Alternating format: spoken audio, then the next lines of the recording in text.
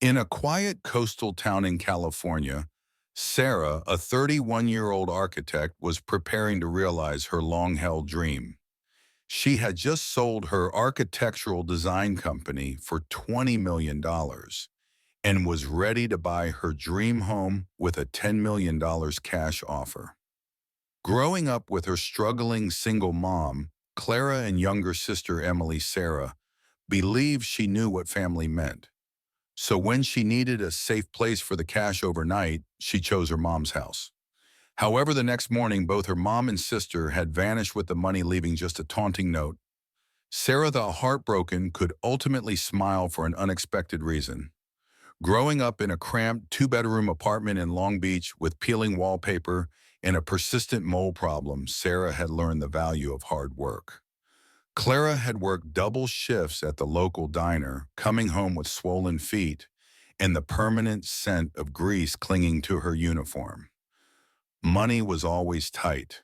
Sarah knew that education was her ticket out.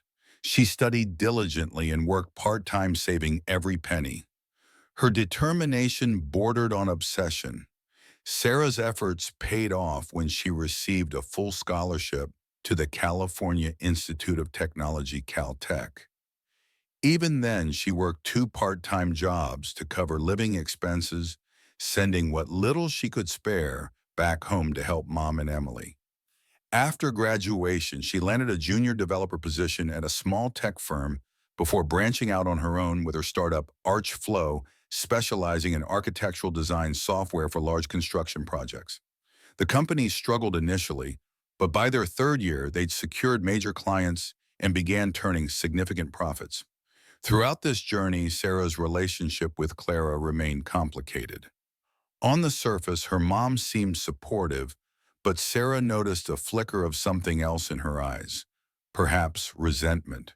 When Sarah excitedly shared a business breakthrough, Clara would listen quietly before changing the subject to Emily's struggles or her own health problems.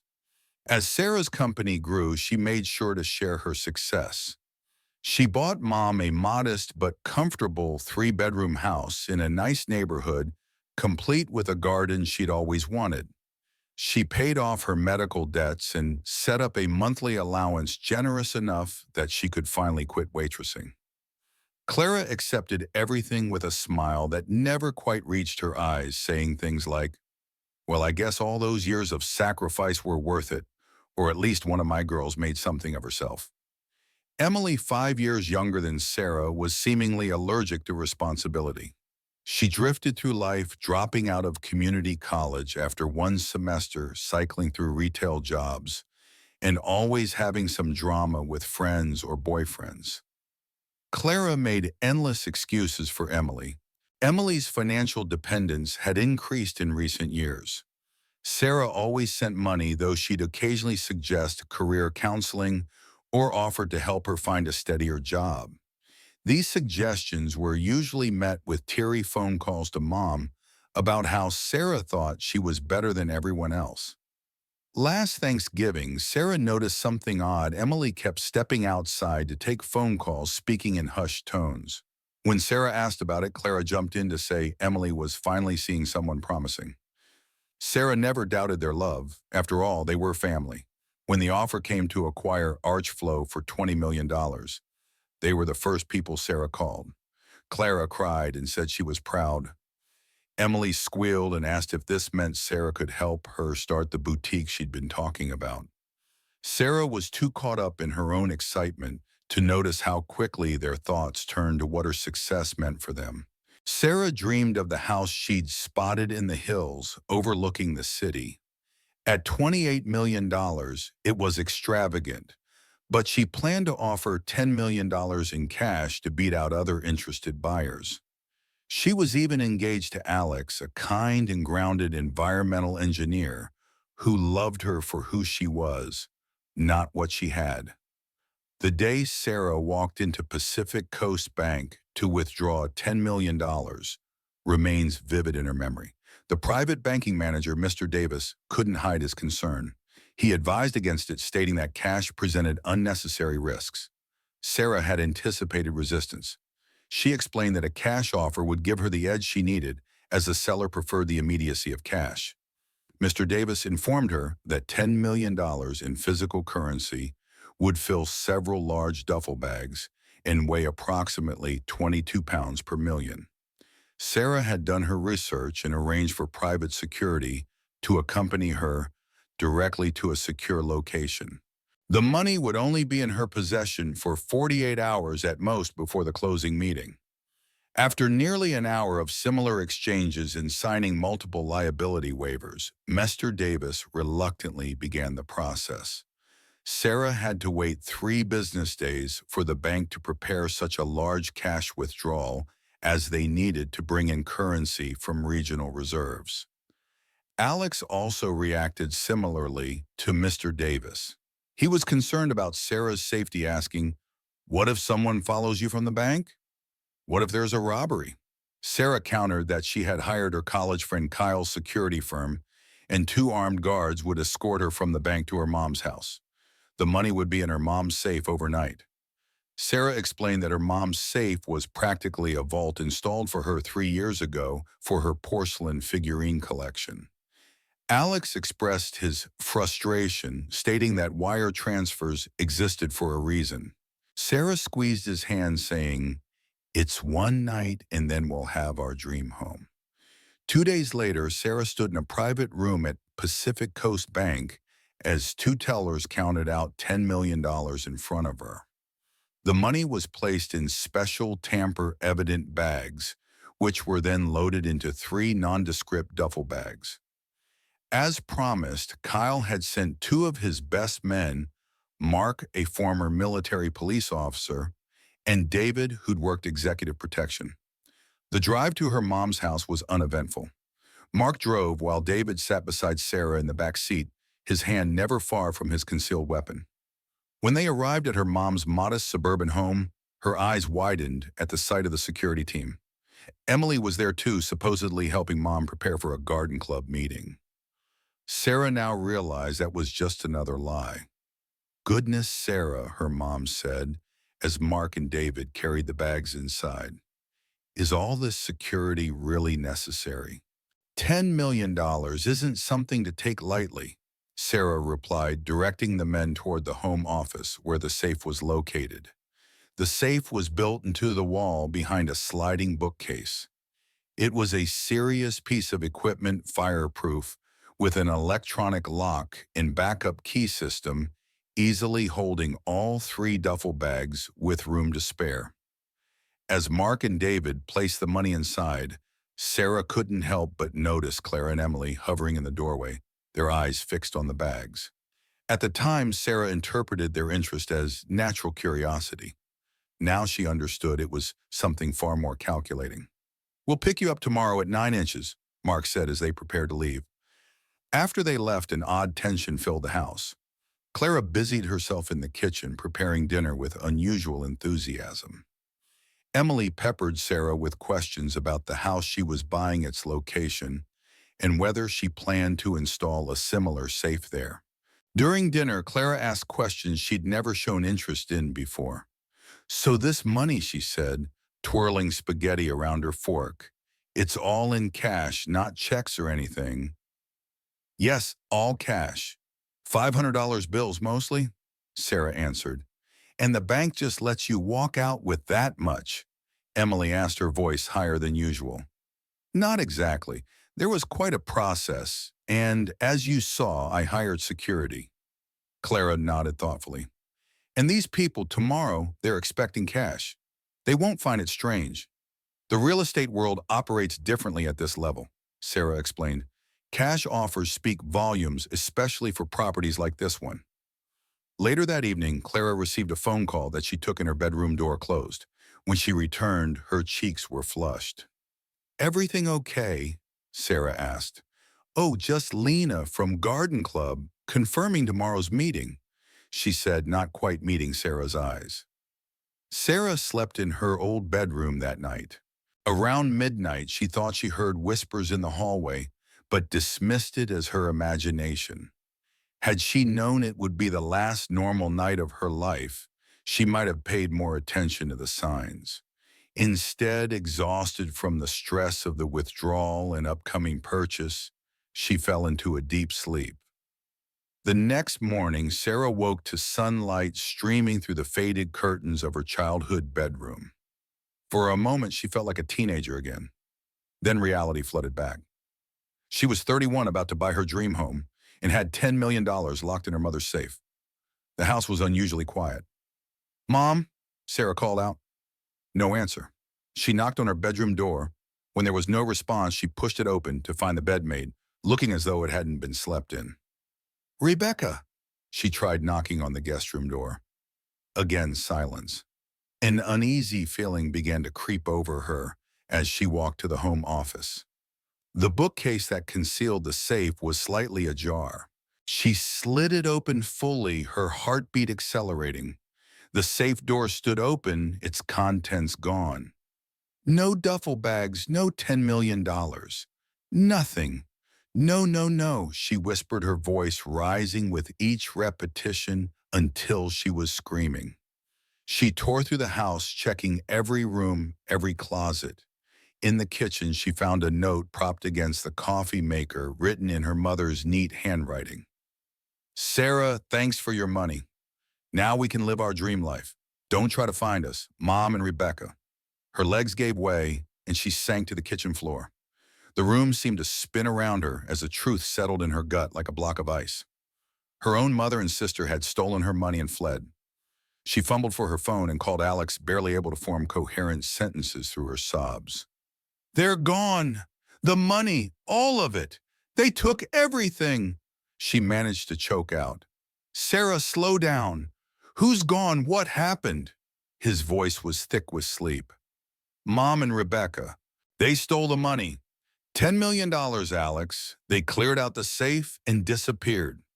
20 minutes later, Alex burst through the front door, still wearing the sweatpants and Caltech t-shirt he slept in. He found her sitting at the kitchen table, staring blankly at her phone. "I've called them 16 times, she said without looking up. "Mom's phone goes straight to voicemail. Rebecca's rings once, then disconnects. They blocked me." Alex knelt beside her, taking her hands in his. "We need to call the police right now." The next few hours passed in a blur. Two patrol officers arrived first, followed by Detective Garcia, a sharp-eyed woman with salt and pepper hair, pulled back in a tight ponytail. She took detailed notes as Sarah explained the situation. "Let me make sure I understand," she said. "You voluntarily brought $10 million in cash to your mother's house, placed it in her safe, and now both your mother and sister are gone along with the money." Put like that, it sounded impossibly naive. Sarah nodded, shame burning her cheeks. "And you have documentation for this cash withdrawal?" Sarah showed her the bank receipts and liability waivers on her phone. Detective Garcia photographed each one, then asked, "Do you have reason to believe they were planning this, any unusual behavior recently?" "Nothing concrete," Sarah admitted. "They seemed interested in the money, but that's natural, isn't it? $10 million in cash isn't something you see every day." Detective Garcia's expression softened slightly. "Miss Walker, I'll be honest with you. This is a complex situation because you willingly brought the money to your mother's house and placed it in her safe. It could potentially be argued this was a gift or a family financial arrangement gone wrong. A gift. I was buying a house. They knew that. This was theft. I understand, and will investigate thoroughly, but you should prepare yourself. Family matters involving money can be challenging from a legal perspective." After the detective left, promising to put out an alert for her mother and sister, Alex held Sarah as she alternated between sobbing and rage. "Who does this?" she kept asking. "What kind of mother steals from her own daughter?" Her phone chimed with a text message from an unknown number. With shaking hands, she opened it to find a photo of Mom and Emily boarding what appeared to be a private plane. Both wearing large sunglasses and wide smiles, the message read, "Always wanted to fly private. Thanks for making it possible." 5 minutes later, a voicemail notification appeared. It was from Emily, likely using a burner phone. Hey, sis. Her voice dripped with false sweetness. Bet you're freaking out right now. Well, get over it. You've had everything handed to you your whole life while mom sacrificed everything. All those years of watching you succeed while I struggled. That money is our turn. You can make another 10 million with your big brain, but this is our only chance. Don't bother looking for us.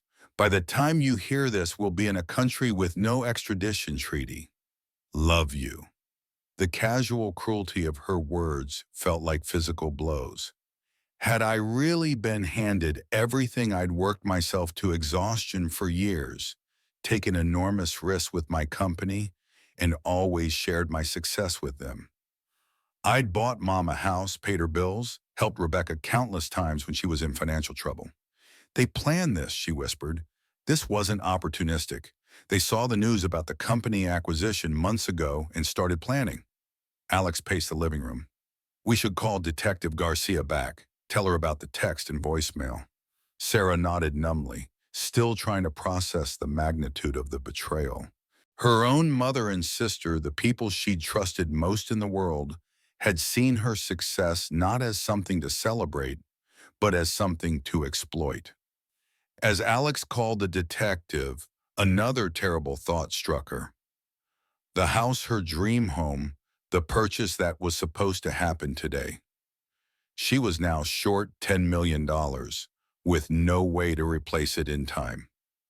The life she'd worked so hard to build was crumbling around her.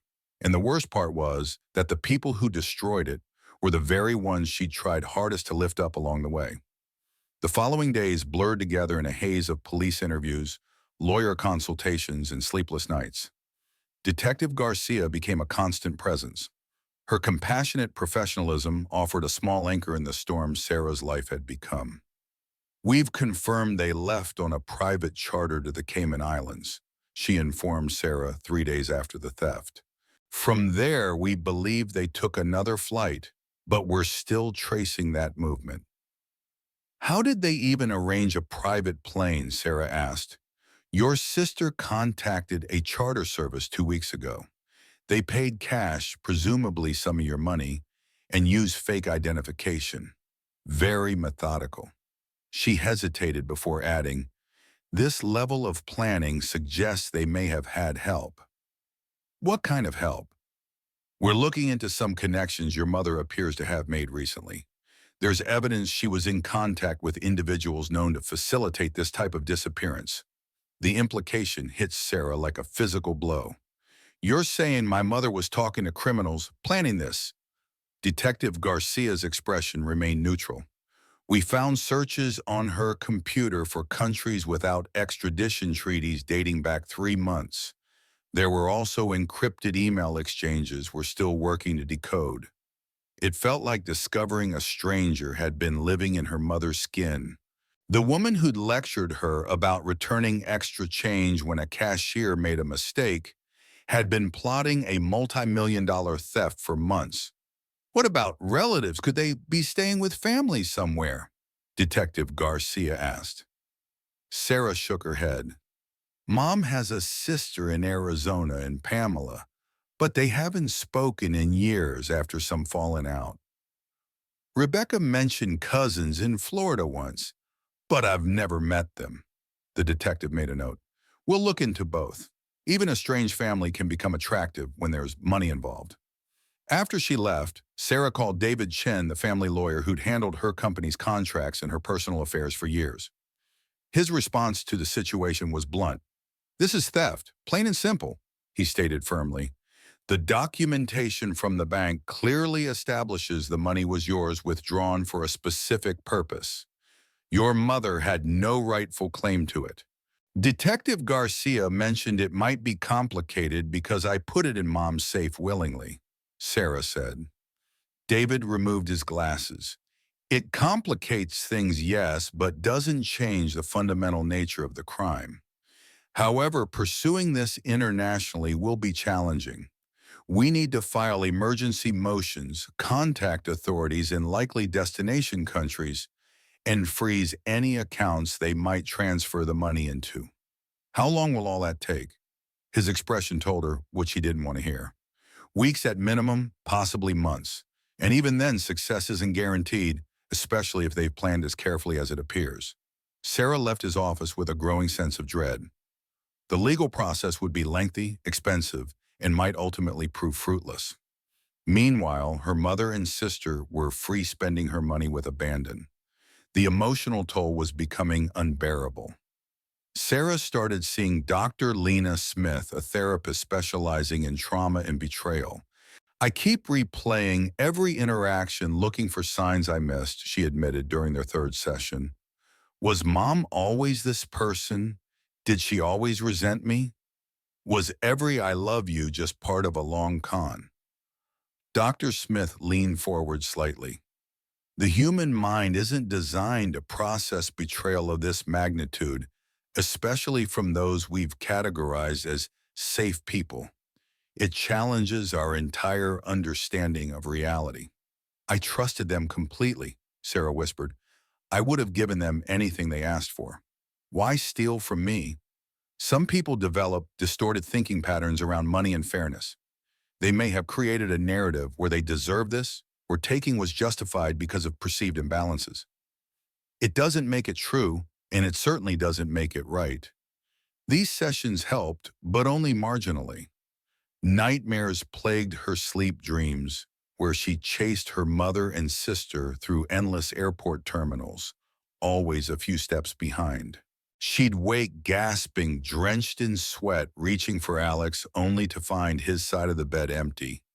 He'd taken to sleeping in the guest room, claiming her restlessness kept him from getting the sleep he needed for work. Their relationship was another casualty of the theft. What had once been a partnership full of warmth and understanding was becoming increasingly strained. Small disagreements escalated into arguments. Silence stretched between them like physical distance. You need to start thinking about moving forward, Alex said one evening after Sarah had spent hours on the phone with Detective Garcia discussing a possible sighting of her mother in Singapore. It's been almost 4 weeks, Sarah. Moving forward, they stole $10 million from me. I know. He sighed, exhaustion evident in his voice. But you're letting this consume you. You've barely left the apartment. You're not sleeping. You're not eating properly. You turned down that consulting offer from Next Tech because I can't focus on work right now. That's exactly my point. Your entire life has become about finding them. There's more to you than this situation, Sarah. Sarah couldn't make him understand that this wasn't just about the money. It was about the complete shattering of her reality. Every childhood memory was now tainted. Every sacrifice her mother had supposedly made for her called into question. Meanwhile, the investigation continued to uncover disturbing details. Clara had apparently been maintaining a secret email account for years one Sarah knew nothing about. In it, Detective Garcia found communications with Emily dating back 18 months discussing what they called the plan. There were references to casino visits and significant gambling debts her mother had accumulated without Sarah's knowledge. Bank records showed she had taken out a second mortgage on the house Sarah had bought her, presumably to cover these debts. There were also records of small thefts from previous employers. Most disturbing was a folder of documents Detective Garcia found hidden in a crawl space above Mom's closet. It contained detailed notes on Sarah's company's acquisition process articles about her success carefully annotated in her mother's handwriting, and a list titled Sarah's Weaknesses. At the top of that list, trust family completely. Each discovery was another knife twisting in an already fatal wound. The mother Sarah thought she knew the woman who'd worked double shifts to keep a roof over their heads, who'd sat up with her when she had nightmares, who'd beamed with pride at her college graduation, was a carefully constructed fiction. Or perhaps worse, she had once been that person. But somewhere along the way, resentment and greed had corroded whatever love she'd felt for Sarah, leaving behind only calculation and opportunity. As the investigation stretched into its sixth week, the practical ramifications of the theft became increasingly difficult to ignore. The sellers of her dream home had accepted another offer. The financial advisors she'd arranged to help manage her newfound wealth were asking uncomfortable questions about the missing funds. Rumors were circulating in the tech community about her judgment and stability. Her life was unraveling thread by thread, and she couldn't see how to stop it. 6 weeks after the theft, Sarah sat in Detective Garcia's office. The Singaporean authorities found the hotel where they stayed, but they checked out 3 days ago, she explained, sliding photos across her desk. They've changed their appearances. Sarah stared at the surveillance images. Her mother's previously shoulder-length gray hair was now short and dyed a rich auburn. Emily had gone blonde and was wearing colored contacts that changed her brown eyes to blue. Both had lost weight and were dressed in expensive designer clothes Sarah didn't recognize. They don't even look like themselves, Sarah murmured, tracing her finger over her mother's face. The woman in the photo was a stranger with my mother's bone structure. They're using the names Catherine and Emily Davies. We believe they purchased these identities on the dark web. They're elaborate forgeries with digital fingerprints going back several years. How is that even possible? Detective Garcia leaned back in her chair. With enough money, unfortunately, almost anything is possible. The network they're working with specializes in this type of identity transformation. They create paper trails, digital footprints, even social media histories. So you're saying they could be anyone anywhere, and we'd have no way of knowing? Not exactly.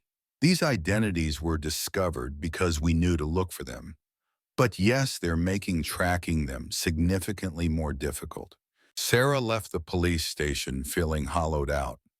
The investigation was ongoing, but every lead seemed to dissolve into nothing. Her mother and sister were professional ghosts now. When she returned to her apartment, she found 3 voice messages waiting. The first was from David Chen, her lawyer, with an update on the international legal filings. The second was from the real estate agent who'd been helping her find a new dream home. The third was from Marcus Hayes, a potential business partner Sarah had been in talks with before the theft. His message was polite but clear. Given the recent complications in your personal situation, I think it's best if we put our discussions on hold for now. Call me when things settle down. It wasn't the first professional opportunity that had evaporated since news of the theft broke. A profile in Tech Innovators Monthly had been quietly canceled. Speaking engagements were being rescheduled. Former colleagues who'd been eager to discuss potential collaborations suddenly had full calendars. The tech world, for all its talk of disruption and risk-taking, was deeply conservative when it came to personal instability. No one wanted to align themselves with someone whose judgment was so publicly called into question. After all, if Sarah couldn't protect her own assets from her family, how could she be trusted with investors' money or sensitive industry partnerships? The breaking point came that evening when Alex returned from work, his expression carefully neutral as he set his laptop bag on the counter. I got a call from Detective Garcia today, he said. She wanted to know if I'd heard anything from your mother or sister. And had you? The question came out sharper than Sarah intended. His face hardened. Of course not. But the fact that you'd even ask that says everything about where we are right now. Where we are. Yes, Sarah, where we are. He gestured between them. You don't sleep. You barely eat. You spend every waking moment either talking to the detective or that lawyer or scrolling through international banking regulations.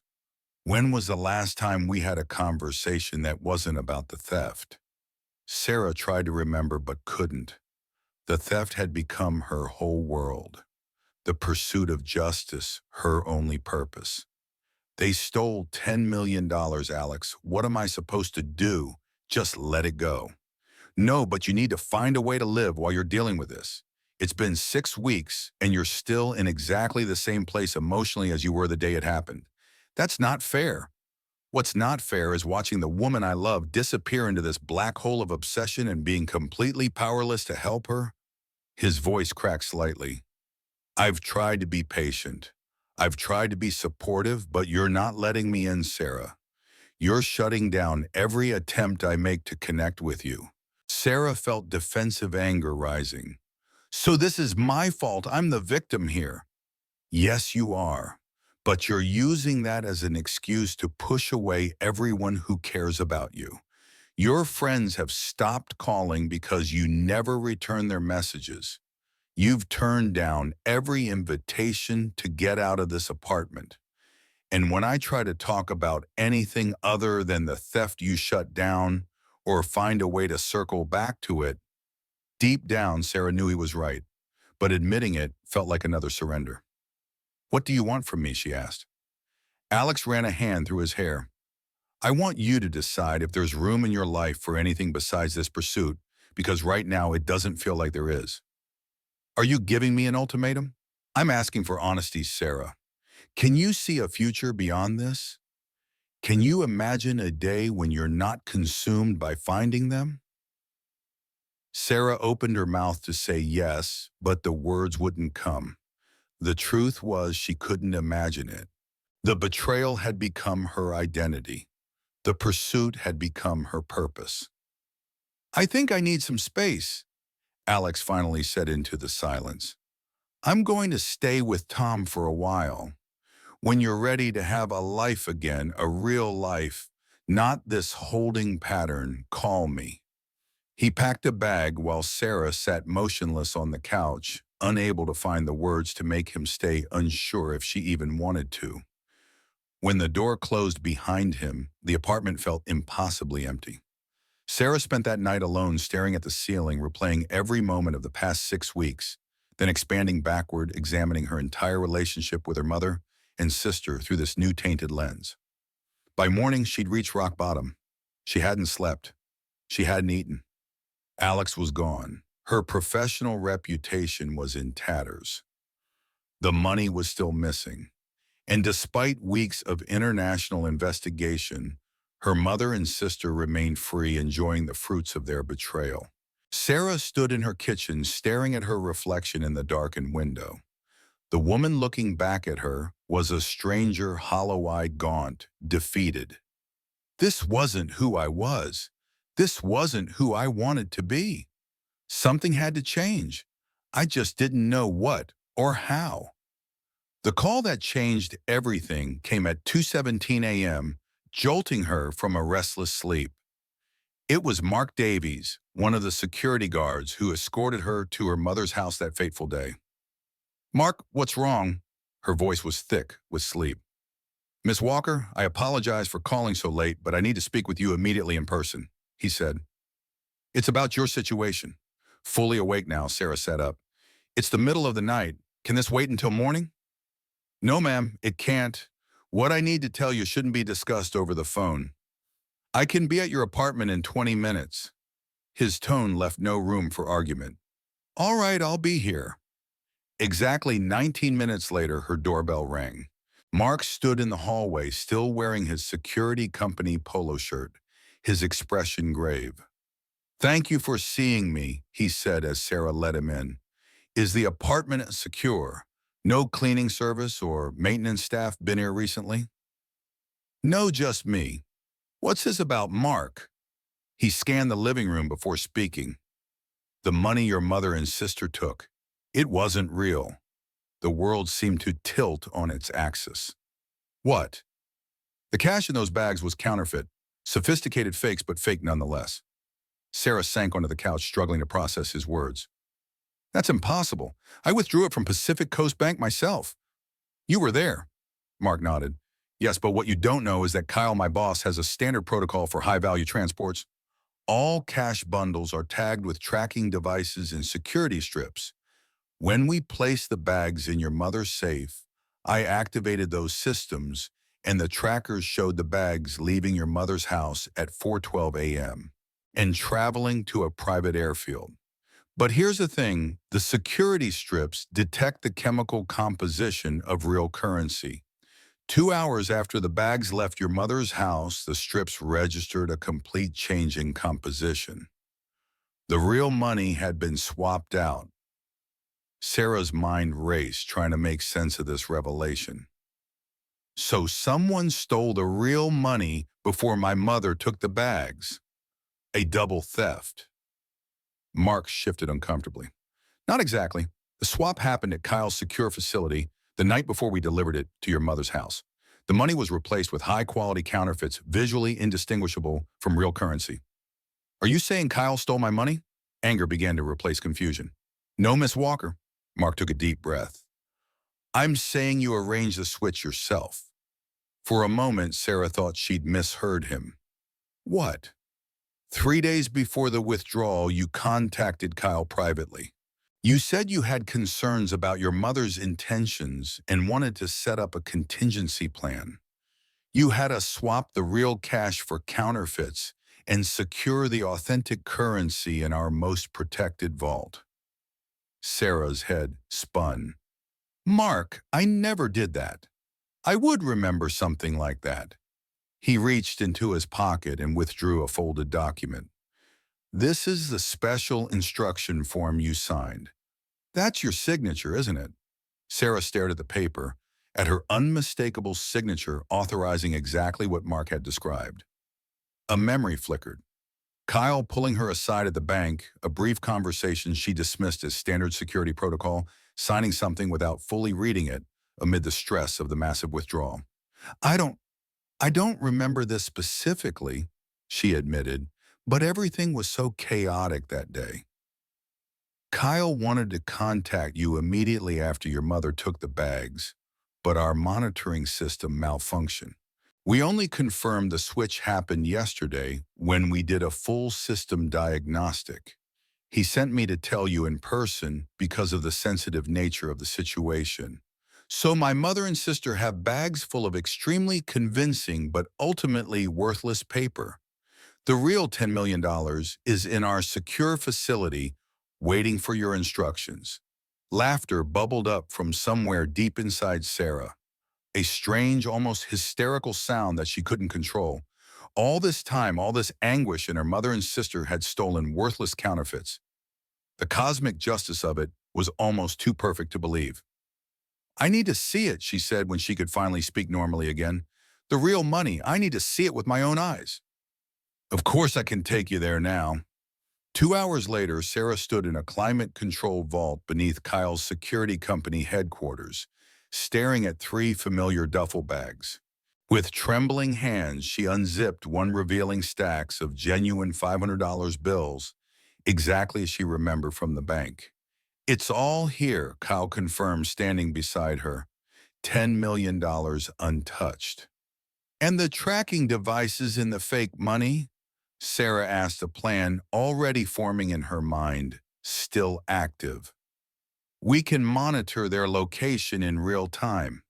He showed her a tablet displaying a blinking dot on a map currently showing movement in Monaco. Sarah straightened her shoulders, feeling truly awake for the first time in weeks. I want everything you have on their movements. Every location, every stop, every transaction you can trace. Miss Walker, if I may ask, what are you planning to do? A smile spread across Sarah's face. Not the broken, hollow expression she'd worn for weeks, but something sharper, more determined. I'm going to take control of the situation. Over the next 72 hours, Sarah transformed from victim to strategist. She assembled a small, trusted team, Kyle for security expertise, Detective Garcia, who was initially skeptical, but quickly convinced by the evidence, Haley Jones, her former chief operations officer and closest friend, and David Chen, her lawyer, who helped navigate the international legal complexities. They gathered in a conference room at Kyle's facility, surrounded by maps, financial records, and surveillance photos.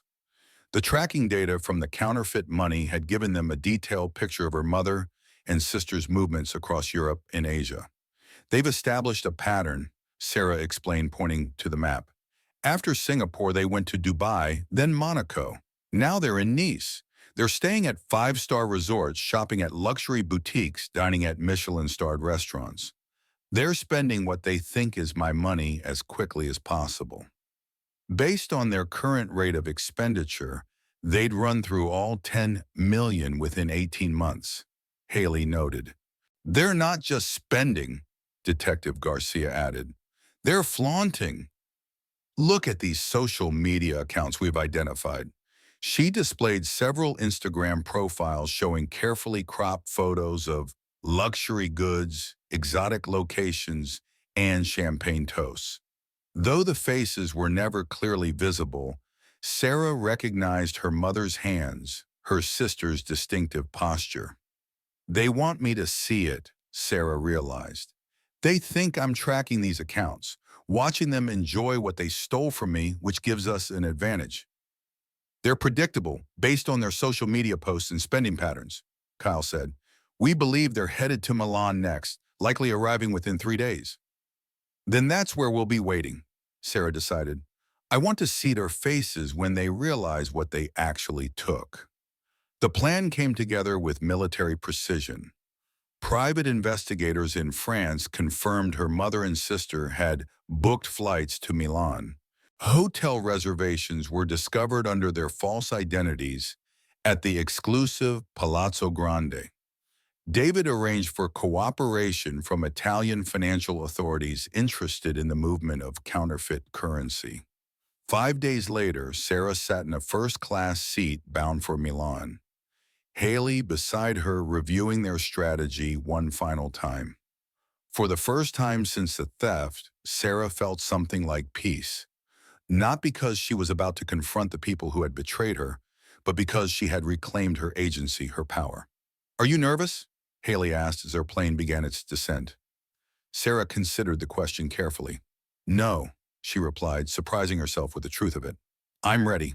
Milan greeted them with unseasonably warm sunshine and clear blue skies. Their team established a command center in a suite at a hotel near the Palazzo Grande, where Kyle's surveillance confirmed her mother and sister had checked in that morning. They've made dinner reservations at Il Paradiso restaurant for 8:00, Detective Garcia informed them. Private table in the back, champagne pre-ordered. Perfect, Sarah said, studying the restaurant's floor plan. We'll confront them there. Public enough that they can't make a scene. Private enough for what needs to be said. David Chen adjusted his tie nervously. Remember, we have Italian financial authorities standing by. Once we confirm the counterfeit bills are in their possession, they'll move in. Sarah nodded, but a strange calm had settled over her.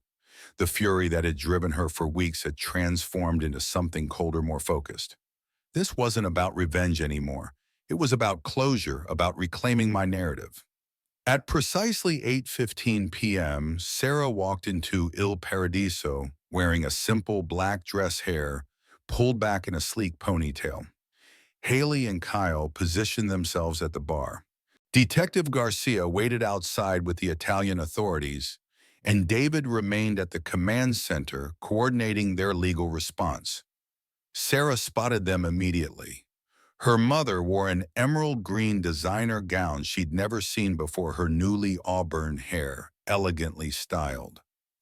Emily was draped in what appeared to be Chanel diamond earrings, catching the light as she laughed at something on her phone. On the table between them sat an open bottle of Dom Perignon and a black Hermes handbag that likely contained some of the counterfeit cash. They didn't notice Sarah until she was standing directly beside their table. Room for one more, she asked quietly. The transformation in their expressions would have been comical under different circumstances. Shock, fear, and confusion chased each other across their faces as they registered her presence. Sarah. Her mother's voice was barely a whisper. How did you find us? It wasn't difficult. You haven't exactly been subtle. Sarah pulled out a chair and sat down, signaling to the hovering waiter that everything was fine. Nice dress, by the way. Valentino. Emily recovered first, her expression hardening. What do you want come to beg for your money back? Sarah smiled, the calm inside her deepening. Actually, I came to ask how you're enjoying spending it. Is it everything you dreamed it would be? Her mother's eyes narrowed with suspicion. What kind of game are you playing? No game. I'm genuinely curious. $10 million is a lot of money. Has it been worth it? Worth destroying our family? Worth becoming fugitives? Worth throwing away any shred of integrity you might have had left? Emily laughed, though it sounded forced. Save the guilt trip, Sarah. You can make another 10 million with your precious company. This was our only chance at the life we deserve. The life you deserve, Sarah repeated thoughtfully. And what exactly do you think that is? Freedom, her mother said, finding her voice. Freedom from struggling, from always being one emergency away from disaster, from watching you succeed while you what lived in the house I bought you, accepted the monthly allowance I provided, called me every time you needed money for another self-inflicted crisis. The words came out sharper than Sarah intended, and she took a breath, centering herself. But that's not really why I'm here. She reached for Emily's handbag, ignoring her protest as she opened it and removed a stack of bills. Do you know what's special about $500 bills? They're rare enough that most people have never handled one, which makes them perfect for counterfeiting if you know what you're doing. Sarah held the stack up to the light, showing them the watermark. High-quality fakes almost impossible to detect without special equipment. The blood drained from her mother's face. What are you talking about? The money you stole, it's fake. Every single bill worthless. Emily snatched the stack from her hand. You're lying. We've been spending it for weeks. Small amounts in tourist areas where cashiers don't look too closely, or at luxury stores where they were distracted by your apparent wealth. But try depositing a significant sum in a bank. Try purchasing property. It won't work. Her mother's hands trembled as she reached for her wine glass. I don't believe you. The real money never left the security company's vault. It's still there, all $10 million, waiting for me to use it as intended. That's impossible, Emily hissed. We took it from the safe ourselves. After it had been swapped for counterfeits, yes. Sarah leaned forward. Did you really think I'd leave that much cash unsecured without a backup plan? I knew something was wrong. I didn't want to believe it was you, but I protected myself anyway. The truth of Sarah's words registered in their expressions, dawning horror mixed with disbelief. Emily began frantically rifling through her bag, examining the bills more closely. Even if that's true, her mother said, her voice unsteady, you can't prove we took it. It would be your word against ours. That might have been true, except for the tracking devices embedded in the counterfeit bills, Sarah said. Devices that have been recording your movements across 3 continents. Sarah gestured subtly toward the entrance, where Detective Garcia now stood with 2 Italian officers. The authorities know exactly where you've been and what you've done. Emily's face crumpled. You set us up. No, Sarah corrected her gently. You set yourselves up the moment you decided to steal from me. What followed was surprisingly anticlimactic. The Italian officers approached quietly, discreetly, showing their badges and requesting that they all come with them. Her mother and sister were separated for questioning. Their hotel rooms searched, revealing nearly $7 million in counterfeit bills they hadn't yet spent. In a sterile interview room at the Milan Financial Crimes Division, Sarah sat across from her mother for what she knew would be the last time. Her designer dress looked out of place against the institutional furniture. Her carefully applied makeup smudged from crying. Why? Sarah asked simply. I gave you everything you ever asked for. What made you think you deserved it all? She wouldn't meet Sarah's eyes. You make it sound so simple. It is simple, Mom. You're my mother. I loved you. I trusted you. And you had everything. The words burst from her, like they'd been held back for years. Everything always came so easily to you. Good grades, scholarship success. Do you know what it's like to watch your child surpass you in every possible way? To become the charity case in your daughter's perfect life? I never saw you that way. I wanted to share my success with you, with both of you. On your terms, she countered bitterly. Your money, your rules, your constant judgment about how we lived our lives. Sarah considered this, wondering if there was truth in her perception she hadn't recognized. Maybe there were times I was controlling with the help I offered, but stealing from me, planning it for months. That's not a response to controlling behavior. That's something much darker. She had no answer for that. In another room, Emily was more forthcoming with Detective Garcia, perhaps hoping for leniency. She detailed how her mother had first proposed the idea after learning about Sarah's company's acquisition, how they had researched ways to disappear with large sums of money, practiced opening the safe when Sarah visited, and carefully cultivated their cover story about the garden club meeting. The legal proceedings were complex and spanned multiple jurisdictions. In the end, both faced charges for theft, possession of counterfeit currency, and fraud. Her mother received a 5-year sentence, Emily 3 years with possibility of parole after 18 months. The question of whether to press charges had been agonizing.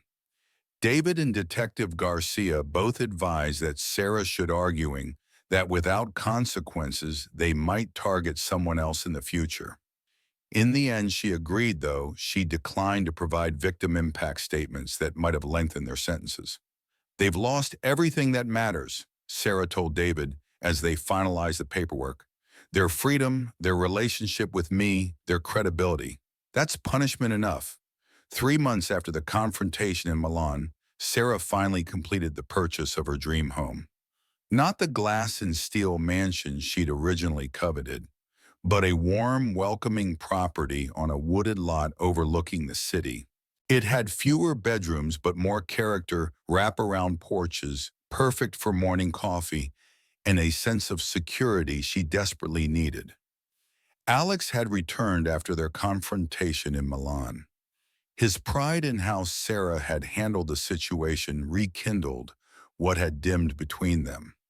They were rebuilding slowly with regular date nights and a standing appointment with a couples therapist who was helping them process the trauma of the past months.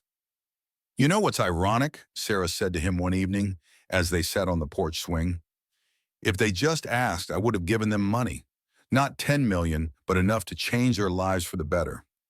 Alex's arm tightened around her shoulders. Some people can't ask. Taking feels like power to them, especially when asking would mean acknowledging you had something they needed. I'm not sure I'll ever understand it completely, Sarah admitted, but I'm learning to live with the questions. And she was. The nightmares had subsided. She'd returned to work, launching a consulting firm that allowed her to leverage her technical expertise without the all-consuming pressure of running a startup. She'd reconnected with friends neglected during her obsessive pursuit and found unexpected strength in vulnerability as she shared her story. Perhaps most importantly, she'd learned to trust again, cautiously, wisely, but genuinely. The betrayal had not defined her, merely informed who she would become next. You know, Alex said, breaking the comfortable silence between them, most people would have been destroyed by what happened to you. But you turned it around. You're stronger now than you were before. Sarah considered this, watching the last rays of sunlight disappear beyond the horizon. Not stronger, she corrected gently. Just more myself, more certain of what matters. What mattered, she discovered, wasn't the money or even the justice she'd obtained. It was the capacity to face betrayal without becoming bitter, to seek truth without losing compassion, to rebuild without forgetting the lessons of what had been broken.